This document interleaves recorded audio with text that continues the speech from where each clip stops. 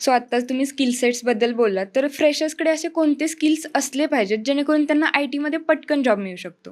Madam, IT field हे फक्त 2 स्किल्सचा खेळ आहे. फ्रेशरसाठी तर टेक्निकल स्किल आणि दुसरं कम्युनिकेशन स्किल, आणि हेच जर 2 स्किल कुठल्याही फ्रेशरकडे असतील, तर त्याला चांगला आय-टी जॉब तर मिळणारच आहे आणि चांगलं पॅकेजसुद्धा मिळणार आहे. या 2च स्किल्सवरती भरपूर चांगली मेहनत घेणं खरंच गरजेचं आहे. आता टेक्निकल स्किल्समध्ये नक्की काय येतं? तसं मॅडम, टेक्निकल तुम्ही म्हणता, तर आय-टी ही खूप मोठी फील्ड आहे. तर काही अशी नावं आहेत, की जे काही आपले विद्यार्थी मित्र आता असतील, त्यांचे पालक असतील, जे हा पॉडकास्ट पाहतायत, तर डेटा सायन्स वगैरे अशी जी मोठी-मोठी नावं आहेत या फील्डमधली, ती आपण ऐकलेली आहेत. पण एवढी मोठी आय-टी इंडस्ट्री ही 1-2 टेक्नॉलॉजीवरती चालत नाही. त्याच्यामध्ये वेगळे मल्टिपल टेक्नॉलॉजीज असतात हाय लेव्हलवरती, ज्याच्यावरती आपण काम करत असतो किंवा इंडस्ट्रीमध्ये काम चालतं. त्याच्यामुळे आणि असं होत नाही, की एकच स्टुडंट सगळ्याच टेक्नॉलॉजीवरती काम करतोय किंवा सगळ्याच गोष्टींवरती काम करतोय.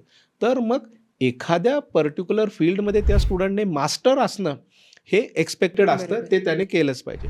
आणि त्या ज्या पर्टिक्युलर टेक्नॉलॉजीमध्ये तो काम करण्यासाठी स्वतःचा करियर ट्रॅक निवडतोय किंवा फील्ड निवडतोय, त्याच्यामधले मी म्हणतो, की एक्सलंट नाही, पण ॲटलीस्ट अबोव्ह ॲव्हरेज लेव्हलचे तरी टेक्निकल स्किल त्याच्याकडे असलेच पाहिजे. तेव्हाच फ्रेशर म्हणून कुठलीही कंपनी त्यांना स्वतःच्या टीममध्ये जॉइन करण्यासाठी उत्सुक असेल.